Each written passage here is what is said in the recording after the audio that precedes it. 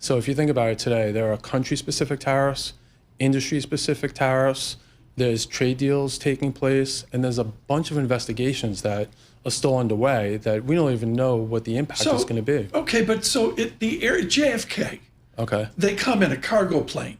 Okay. Are there people like you, licensed customs brokers, figuring out what's in each bundle? Well, what a broker does, a broker will help clear the shipments, right? So they will file the customs entry with U.S. Customs. On that entry is where you declare all these tariffs. So that is the point of contact with customs to disclose all the tariffs to customs. So the U.S. has racked up some $80 billion in tariff revenue this year. That's more than double the last year. And it looks good on the revenue side. But how are businesses and consumers actually absorbing this, the cost on the ground? And based on your perch, are they worried or what's happening? It's a great question. It really varies. There's no single answer.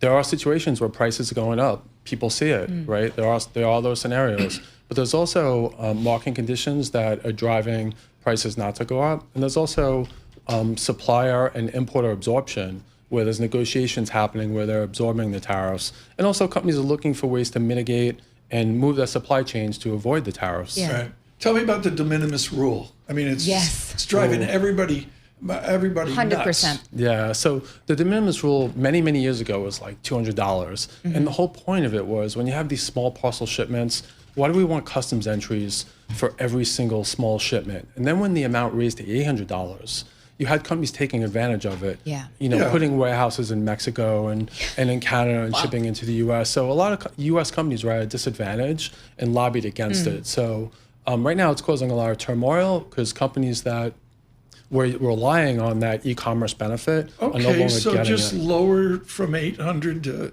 pick a number? It's zero now. Customs entry is required for those shipments. I mean, there's different types of entries, but the de minimis rule no longer exists. So we're clearly at an inflection point in global trade. You call this a turning point and noted that companies who treat the disruption as strategy could come out ahead.